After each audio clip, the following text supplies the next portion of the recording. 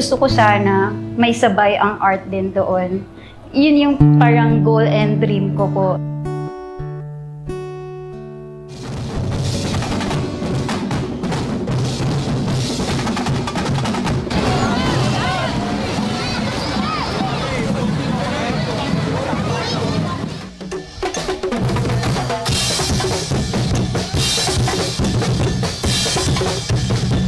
Maganda sana kung mayroon tayong parang permanent area, parang museum, para more or less kung may gusto tumingin, may pupuntahan permanently. Hindi yung isang linggo, wala na, another year, di ba?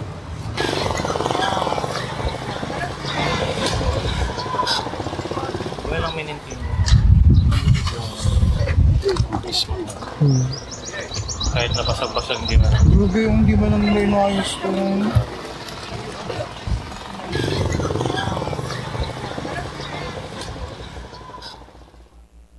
Ayan mga ka-MB, at napanood nga natin yung trailer ng Sketsa sa Dagupan. Oo.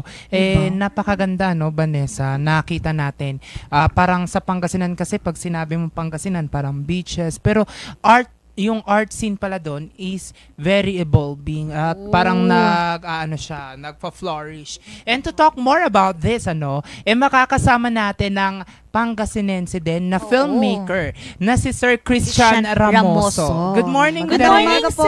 Good morning po, Direk. Hello po, naimbaga bigat masantoy kabusalad si kayo namin. Happy Friday, everyone. Diba? Nag-word of the North na. Ano yung ibig sabihin no? Good morning sa Pangasinense, di ba? Masantos ya agaw od si kayon amin. Dapat by everyone. Isa rin po nga napakagandang umaga, Direk, diba? Yun nga po, napanood natin kanina yung trailer ng Sketsa na Dagupan. Can you talk more about this? Paano siya nabuo? At ano yung konsepto ng pelikulang ito, sir? Nabuo yung dokumentaryong Sketsa na Dagupan or Sketch of Dagupan dahil sa kagustuhang mailahad yung current state naming mga artists dito sa aking hometown, sa Dagupan City, na kung saan minsan na rin pong naging tahanan ng ating national artist for visual arts at father of modern Philippine painting sa Victorio Edades. But before po na nag-come up po tayo ng Sketsa ng Dagupan po, sir, have we joined po? Meron po ba tayong other, anong tawag dito? Yung mga film na salihan po natin apart from dito po?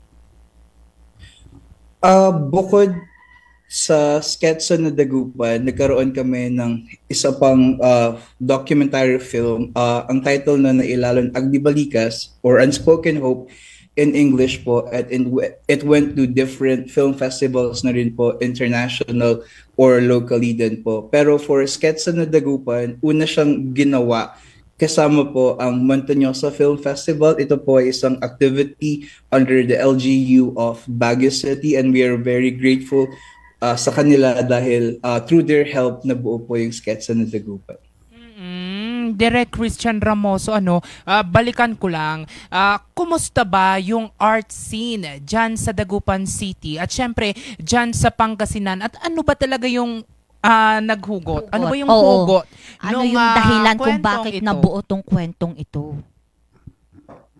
Actually, yung Sketsa na Dagupan po kasi sinusundan ito ng dalawang visual artist na taga Dagupan City. Yung isa po doon ay protege po ng ating national artist na si Edades, si Sir Mariano Aguinaldo, at isang self-taught artist po at isang dentist by profession na si Doc and Teresa Bolos. Ipinapakita dito yung totoong kalagayan ng mga artists dito sa Dagupan City at kung paano nila nairaraos yung pagiging isang malikhain o ang tinatawag natin pagiging artist. Hindi naman lingid sa kaalaman ng nakararami na dito talaga pinanganak at lumaki si Victorio Edades, ang ating national artist for visual arts. At gusto naming ipakita na punong-puno ng mga malikhain dito sa Dagupan City. Pero ano nga ba yung mga plights and challenges na meron ang mga artists dito? So that Yan, what makes grabe, no? special sa Sketsa na Dagupan. Oo, Diba? napakaganda pala. Kasi, you know, kapag nakita natin yung isang art, we just see yung parang glitz, Yeah. glamour, yung mga lines. But behind that, yung mga sacrifices o May yung mga mga story iyak din. Oo. Diba? ng ating mga artists. And napakahirap, napakahirap kumuha ng break. Yes. Oo, bilang isang artist. Mm-mm. And nakakatuwa, no, kasi ako nga na taga Pangasinan, hindi ko alam na may pala, artistic pala ang mga taga Dagupan, 'di ba? Akala ko kasi pag Dagupan, pag Pangasinan, ano lang 'yan, beaches, ganon. Pero hindi pala, marami palang artist diyan. Ayun. And then speaking nga ng challenges, nasabi din po ninyo direct kanina, no? Pwede po ba ninyo na masabi or maibahagi din po kung ano po yung mga challenges po talaga na na-encounter ng mga artist po natin dyan sa Dagupan na ayun nga po nakapaloob din po dito sa Sketsa na Dagupan po? Without spoiling kung ano yung meron doon sa documentary sa Sketsa na Dagupan, isa sa mga plights or challenges, siguro i-ground ko na lang sa experience ko bilang isang malikhain dito sa city ng Dagupan.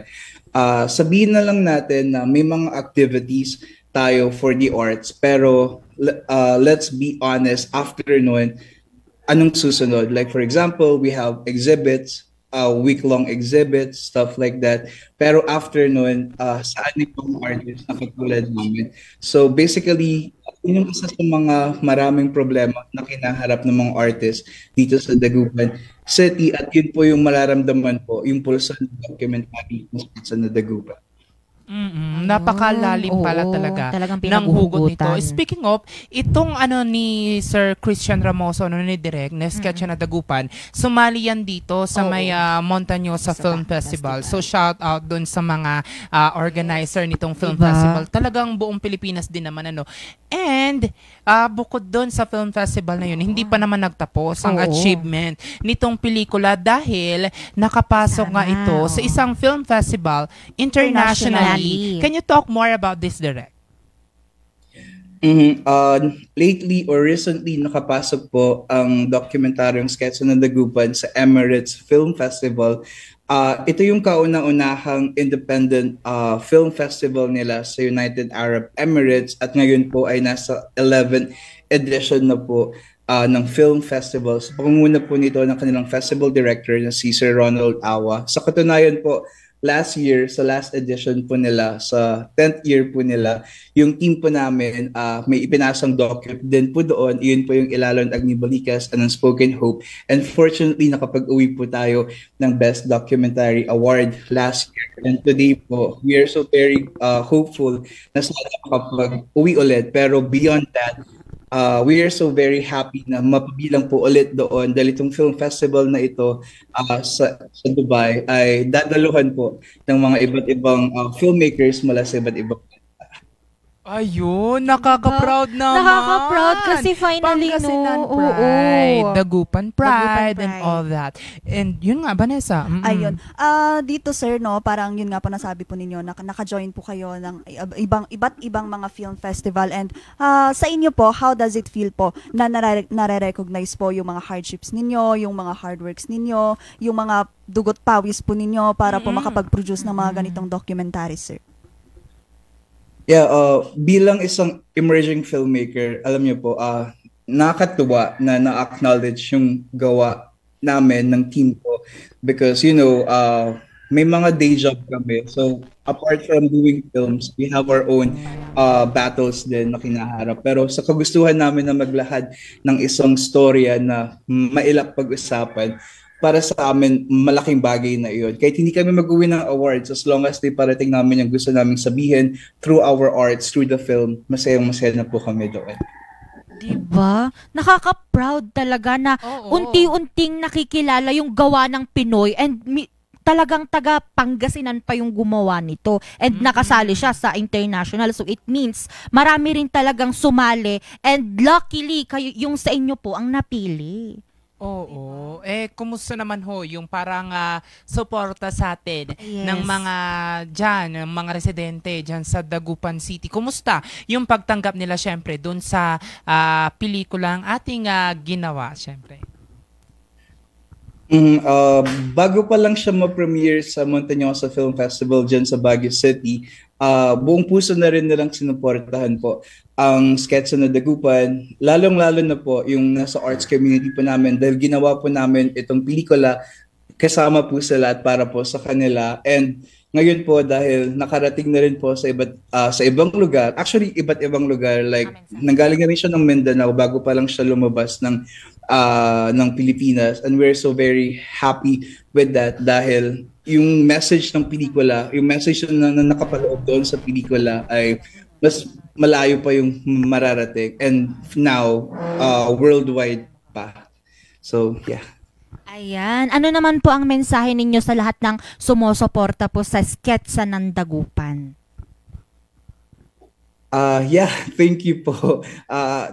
Thank you for all of the support na ibinibigay po ninyo para sa amin dahil una pa lang ginawa namin ito para sa mga kapwa namin malikhain at syempre sa community dahil let's be honest, yung arts appreciation talaga ay mababa now, and we are very hopeful na sana through this film alam niyo yun, mabigyan sila ng linaw at mamulat na ang pagiging isang artist ay hindi artist lang. So, napakaraming mensahe yung nasa pelikulang ito. We're very, very hopeful na sana kapag napanood nila ito ay ma-realize nila na artist siya, hindi artist lang. Yes, Ayun. diba? Talagang- May deeper meaning. Napakalalim. Oo, tama nga naman. Diba? Artist ka, hindi ka artist lang. Oo, pero paano ba kami makakasuporta dyan sa Opo. iyong pelikula na nakapasok sa isang international film festival? Kung masasamahan po ninyo kami na pumunta po ng Dubai, pero lahat para sa mga kabalayans namin, ka-Elians, na nasa Dubai, and to all our fellow Filipinos na nasa Dubai, this coming January 17 sa Emirates Airline Training Building sa Al Ghurhood, Dubai. If you have time po, sana po ay samahan niyo kami at panoorin ng sketch na Dagupan at sabay-sabay nating i-immerse yung sarili natin sa napakagandang art culture dito sa Dagupan City at makita at madama kung ano nga ba yung talagang problema at totoong kalagayan ng mga artists. Hindi lamang sa Dagupan City kasi naniniwala ko bilang direktor ng dokyong ito, hindi lang siya kwento ng mga artists sa Dagupan City, kundi kwento ito ng bawat malikhain sa ating bansa. Ayun. And then, Ayun na, yung mga kabayan natin dyan sa Dubai. Yes. Oo, sugod na tayo dyan. Oo, parang- sa lugar kung saan ipapalabas Yes. ang pelikula na ni Sir Christian At Ramoso. yung kanyang team.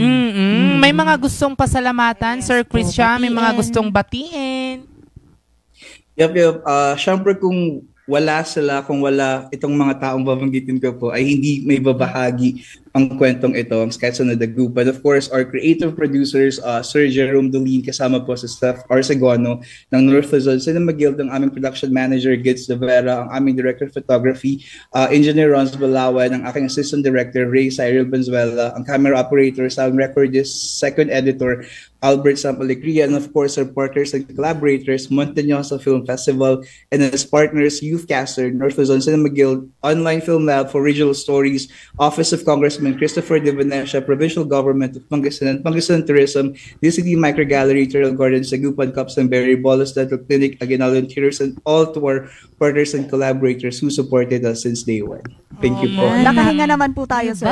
Oo. Ang dami Oo, palang talagang sumuporta. todo support Oo. ang Pangasinan. Oo. Siyempre, talagang dapat masuportahan ang likhang Pilipino, Pilipino. yung mga storya ng mga Pilipino kasi minsan ito yung mga kwento na hindi nga minsan naririnig or hindi man lang nabibigyan ng pansin. Pero yung grupo nila Sir Christian Ramoso, they dig deeper sa kung ano nga ba yung mga kwentong hindi naririnig at napakaganda Ito na nito. yung Para parang way out para maibahagi yung voice and yung mga challenges na hinaharap ng mga artist, hindi lang sa iisang lugar or sa Dagupan, pero sa buong Pilipinas. Ayan, tama. Kaya mga ka-MB, ating suportahan ang ating mga umuusbong, pausbong pa lamang, yung mga nagsisimula pa lamang ng mga director natin dito sa buong Pilipinas, most especially dito nga sa Northern Luzon. Ayan, at maraming salamat, Sir Christian Ramoso, ang direktor ng Sketcha na Dagupan.